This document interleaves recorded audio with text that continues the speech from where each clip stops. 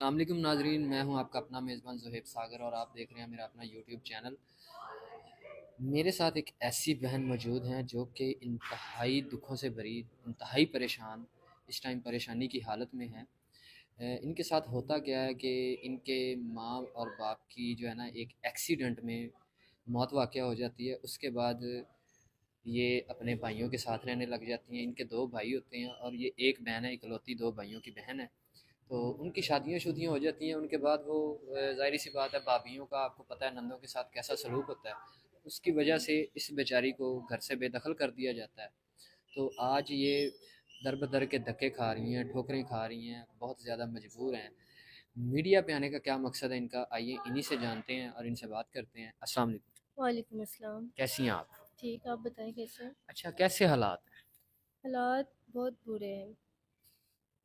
हैं? शुरू से अपना बताइए कि क्या हुआ, आपके माँ बाप की डेथ कैसे हुई और कब हुई?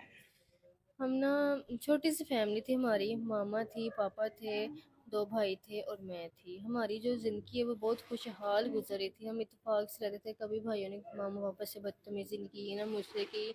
बड़े प्यार और लाड से रखते थे मुझे। मैं एक तो उनकी बहन थी। फिर इस तरह अचानक ना मामा मामा पापा ने सोचा कि जो बड़े भाई है उसकी शादी कर देते हैं।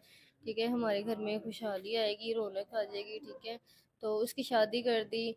और उसकी शादी के बाद भी हालात ठीक रहते थे, हम आपस में अमन सलूक से रहते थे। तो छोटा भाई है, उसने ज़िद की कि उसने लव मैरिज करनी है, तो उसने कहा मैंने लव मैरिज करनी है, इसके अलावा मैंने शादी नहीं करनी। तो मामा और पापा मजबूर हो गए, कहते ठीक है इसकी लव मैरिज कर देते हैं, छोटा है अब लड़का है और इसकी बात ना मानेंगे तो ये घर छोड़ के भी जा सकता है, कुछ भी कर सकता है। तो फिर उसकी लव मैरिज कर दी और उसकी। अच्छा, ये बताइएगा कि भाई की शादी माँ बाप जिंदा थे जब हुई थी? हाँ जी, जिंदा थे तब हुई थी। एक ही भाई की शादी हुई थी या दोनों भाइयों की हो गई थी? दोनों की हो गई थी। अच्छा, दोनों की हो गई थी। आप सबसे छोटी हैं? जी, मैं सबसे छोटी हूँ। अच्छा, तो उनकी शादी हो जाती है तो उसके बाद क्या होता है? उसके बाद दोनों की शादी हो जाती है तो भाभी आपस में लड़ने लग जाती है बिला वजह। तो माँ बाप थे, बुजुर्ग थे घर में उनको समझा देते थे। तो इसी तरह एक दिन ना हमारे ना रिलेटिव्स है, तो उनकी शादी आ गई। तो उनकी शादी पे ना मम्मी पापा ने बहुत फोर्स किया भाइयों को कि आप लोग चले जाओ, लेकिन वो कहते हमने नहीं जाना। बहुत बदतमीज़ हो गए थे, भाभी के इशारों पे नाचने लगे थे, वो बात नहीं मानते थे उनकी।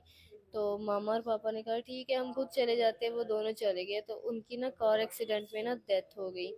तो उसके बाद से हमारे जो घर के हालात बहुत बुरे हो गए, हमारी जो ज़िंदगी रंगीन थी वो गमगीन हो गई। जो हमारे घर में अमन सलूक था वो सब ख़त्म हो गया। भाभी आपस में लड़ने लगी, भाइयों को भड़काने लग गई। जो बड़ा भाई है वो छोटे भाई से बिला वजह एक दिन किसी बात पे लड़ पड़ा। और छोटे भाई ने कहा ठीक है मैंने तुम लोग के साथ नहीं रहना। तो वो छोड़ के ना घर और अपने ससुराल में शिफ्ट हो गया। और मैं थी, मेरे भाई थे और मेरी भाभी थी घर पे। तो मेरी जो भाभी थी वो मुझे भी नहीं देखती थी। वो उसको मैं एक अकेली रह गई थी, वो भी चुभती थी, वो मुझसे बिला वजह किसी न किसी बात से लड़ती रहती थी।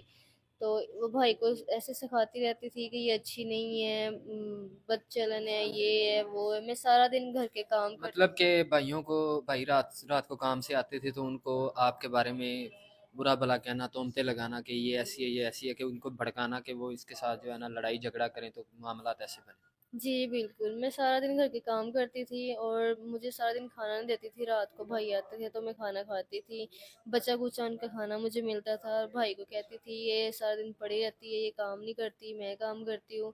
वो उल्टा उनको सिखाती रहती थी। तो भाई भाई को मैं समझाती थी, लेकिन भाई मेरी बात ही नहीं सुनते थे, वो उनकी बातों पे आ गए थे। तो उसके भाई उनकी बातों में आ गए, उन्होंने आपको लड़ झगड़ के आपको घर से निकाल दिया। तो मुझे ये बताइएगा कि अभी आप कहाँ पे रह रही हैं, कैसे ज़िंदगी गुजार रही हैं, और भाई जो आपको घर से निकाल दिया, उन भाइयों ने दोबारा राब्ता नहीं किया आपसे? भाइयों ने मुझे घर से नहीं निकाला था।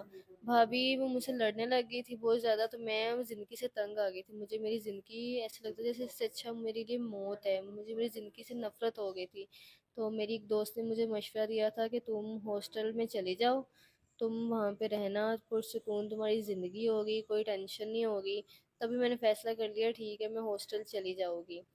मेरी तो ना। भाई आप वहाँ से खुद चल के आई या भाग कर आई हैं, घर से निकल कर आई हैं, तो भाइयों ने पीछे पता नहीं किया? जाहिर सी बात है, जवान बहन है, किधर चली गई? नहीं नहीं, उन्होंने पता नहीं किया। भाभी ने बता दिया कि ये अच्छी लड़की नहीं थी, तो वो खुद भाग के चली गई, अपनी मर्जी से चली कौन गई। से शहर पहले आप रहती थी?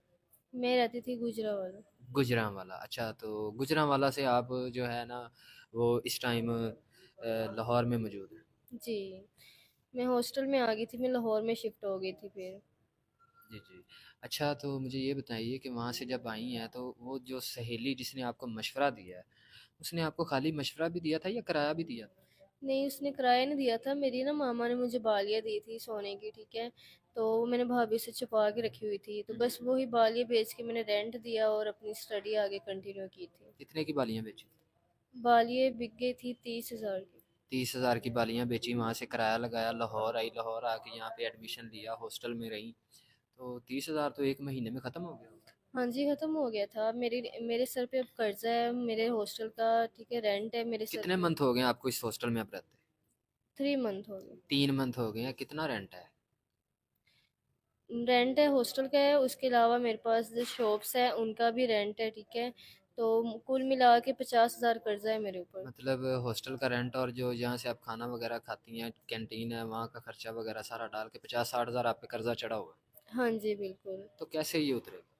मैंने आपका चैनल देखा था, तो आप मतलब लोगों को बहुत सपोर्ट करते हैं, उनकी हेल्प करते हैं, तो फिर मैंने सोचा कि मैं भी आपके पास जाऊँ, अपनी दुखी कहानियाँ आपको सुनाऊँ, ताकि आप भी मेरी हेल्प करें। और ज़ाहिर सी बात है, आपने काफ़ी देर से हमसे रब्ता किया हुआ था, लेकिन हम भी वेरिफिकेशन के बगैर ना वीडियो बनाते हैं ना आते हैं। हमने आपकी पूरी प्रॉपर पहले वेरिफिकेशन की कि आप वाकई ज़रूरतमंद हैं। तो हम जब हमारे इदारे की वेरिफिकेशन पूरी हो गई थी तो हम आपके पास आए हैं। नाजरीन, कोई भी बंदा शौक़ से, कोई भी बहन बेटी मीडिया पे नहीं आती है। ज़रूरत होती है, वो ज़रूरतमंद होती है, मजबूर होती है, इसलिए वो मीडिया पे आती है। और हम भी एवें ही मुंह चुक के किसी की वीडियो नहीं बना देते। जब तक हम खुद तस्दीक नहीं करते तब तक हम वीडियो नहीं बनाते। इनकी हमने पूरी तस्दीक की है, जो ये कह रही हैं बिल्कुल हल्फन सच कह रही हैं। उसके बाद हम इनकी वीडियो करने आए हैं। तो अच्छा, मुझे मेरी बहन ये बताइए कि हमारे चैनल के तवज्जुह से हमारे चैनल को हज़ारों लोग देखते हैं, बाहर से ओवरसीज़ लोग भी देखते हैं, अच्छे लोग भी देखते हैं, बुरे लोग भी देखते हैं। उन अच्छे लोगों में से कोई एक अच्छा बंदा, उसकी उम्र चाहे 50 साल हो, 60 साल हो, 20 साल हो, 30 साल हो, मैट्रिक पास हो, 5वीं पास हो, अनपढ़ हो या BA पास हो, उनमें से अगर कोई आपसे रब्ता करता है हमारे चैनल के तवज्जुह से, ज़ाहिर सी बात है, क्योंकि हम आपके पास तो फ़ोन नहीं है, हम अपना नंबर लगाएंगे, हमसे रब्ता करेंगे। तो हमसे अगर कोई रब्ता करता है आपसे डायरेक्ट निकाह करने की, आपको इज़्ज़त देने की, सबसे पहले वो आपका कर्ज़ा उतारेगा। तो आपको कोई परेशानी तो नहीं है? हम पूरी ज़िम्मेदारी, जिस तरह से आपकी वेरिफ़िकेशन की है, उस बंदे की भी वेरिफ़िकेशन करके आपकी तरफ आएँगे। तो हमारे चैनल के तवज्जुह से हमारी गारंटी पे आप निकाह करने के लिए तैयार हो जाएँगे? जी, मैं करने के लिए तैयार हूँ। मुझे बस वो बंदा 2 वक़्त की रोटी दे और इज़्ज़त दे, ठीक है? और जो मेरा कर्ज़ा है वो उतार दे, तो मैं आपकी शुक्रगुज़ार होंगी। ज़ाहिर सी बात है, जिसने भी हमसे रब्ता करना है, हमने वो आपकी वीडियो भी देख रहा है और हमने भी उनको बताना है कि प्रायोरिटी और सबसे पहले इनका कर्ज़ा है, राशन के लिए इनको है, और इनको मोबाइल फ़ौरी तौर पे चाहिए, क्योंकि इनके पास फ़ोन नहीं है भाईजान। ठीक है, इनके पास मोबाइल फ़ोन नहीं है, इनको फ़ोन लेके देना है। और दूसरी बात ये है कि ये तो सारा कुछ वो आपका हो जाएगा। बंदा, उम्र का तो आपको कोई एतराज़ नहीं है, 50 साल का हो, 60 साल का हो, 20 का, 30 का हो। नहीं, मुझे उम्र का एतराज़ नहीं है, चाहे उसकी सेकंड मैरिज हो या सेकंड मैरिज करना भी चाहता हो, तो मुझे एतराज़ नहीं है। बस वो मेरी इज़्ज़त करे और मुझे 2 वक़्त की रोटी दे। मतलब इज्जत के साथ रखे, नाम दे, अपना घर दे और 2 वक्त का खाना घर में बैठ के खिलाए। सबसे बड़ी बात होती है, किसी बहन बेटी का घर बस जाए हमारे चैनल की तवज्जो से, आपको इज्जत मिलनी चाहिए। तो आपको इज्जत मिले, आपका कर्जा वगैरह सारा उतर जाए, तो आप निकाह के लिए तैयार? जी, जी, तैयार हूँ। आपकी कोई और डिमांड है? और कोई डिमांड नहीं, बस यही है। बाज़ औक़ात हमारे ओवरसीज़ जो हैं, जहाँ पे वो काम करते होते हैं, सऊदीया या दुबई या UK, लंदन, कनाडा, अमेरिका, जहाँ भी, वो अपनी वाइफ को साथ लेके जाना चाहते हैं। तो आप जाने के लिए तैयार हो जाएंगे? जी, तैयार हूँ। जी बिल्कुल। आपकी कोई और डिमांड है, खुल के आप बता सकते हैं। नहीं, कोई भी डिमांड नहीं है, बस यही है कि वो मुझे इज़्ज़त दे, अपना नाम दे, मैं घर में बैठ के आराम से सुकून से रहूँ, मेरी ज़िंदगी पुरसुकून हो, मेरी जो परेशानी है वो दूर हो। जी, तो नाज़रीन, आपने सारी बहन की कहानी अपनी इसकी इसी की ज़ुबानी सुनी है। बहुत ज़्यादा परेशान है, खाने को तरस नहीं है, यहाँ पे खाने के लिए कुछ नहीं है, और बहुत ज़्यादा परेशान है, निकाह के लिए भी तैयार हैं। आप हमारे चैनल से रब्ता कर सकते हैं। अगर संजीदा हैं इनसे निकाह करने के लिए, रब्ता वही करें जो संजीदा है। बहन की शर्त यही है कि सबसे पहले इनका कर्ज़ उतारा जाए और इनको राशन के लिए इनको फ़ौरी तौर पे राशन मुहैया किया जाए, और मोबाइल फ़ोन इनके पास नहीं है, इनको मोबाइल फ़ोन लेके दिया जाए। ठीक है, तो संजीदा लोग ही रब्ता करें बराए मेहरबानी। पहले ही वो बहुत ज़्यादा परेशान है और हमारे पास भी इतना टाइम नहीं होता कि हम हर किसी को जवाब दें। संजीदा बंदा जो हो वो इनसे रब्ता करे।